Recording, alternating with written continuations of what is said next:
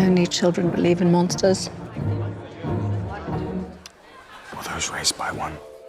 The story is about a woman named Mary Villiers and her 4 children, most predominantly her son George, who she grooms to infiltrate the court of King James I.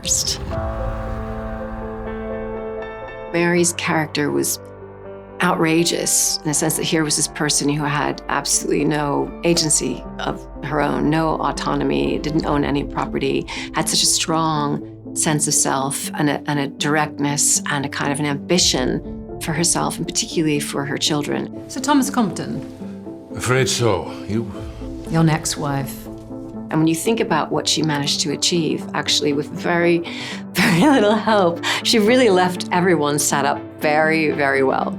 If I were a man and I looked like you, I'd rule the fucking planet. George is the second son of Mary. When we first meet him, he's very unrefined. His mother sees a lot of potential in him and uses him essentially as a tool to accrue power for the family. She sees an opportunity to put her son into King James's court.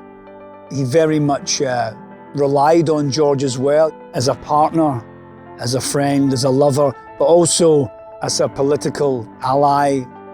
As the series goes on, George starts to enjoy the power that he's accrued, the wealth, being able to attract whoever he wants to attract, and essentially it corrupts him.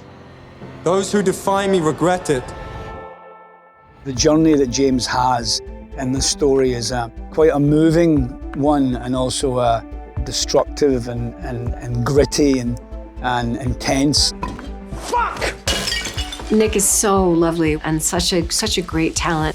He's really playing someone who's quite young, quite unformed, and with very little ambition. And through the course of this series, you watch him grow up and develop an intricate sense of self and power. It's been an amazing experience working with Julianne Moore, and it's very surreal being able to work with a face that you so recognize your entire life, and I so admire her work. Getting the relationship right, the chemistry right between this mother and son was very important. I think her ability to collaborate made that relationship very interesting on screen. This is very silly. With Tony as well, he has this wild Scottish sense of humor that makes being on set a lot of fun. Hi, Nye, Brian Kai. Is that the way it goes? Tony is amazing as King James. What a tremendously difficult part. It really asked a lot of him in terms of the physicality and the demands put on him. I feel wearing these costumes, these sumptuous outfits and shooting in these incredible locations that we've been lucky enough to film in, it can only make you feel more into your character. It's been a real good experience. The historical accuracy is incredible. Do not be distracted by dreams of war. This series has a lot more edge than perhaps a lot of the periodic dramas that already exist. There's a lot of passion, there's a lot of sensuality, sexuality. I think everybody loves historical fiction. You know, it's interesting because there's an element of fantasy to it, of wondering what it would be like if you lived during that time. Like, what would your relationship be like? How would you dress? How would you behave? And it keeps a foot, obviously, in what happens historically, but it also allows you to experience history in a kind of a more vivid, more alive sort of way.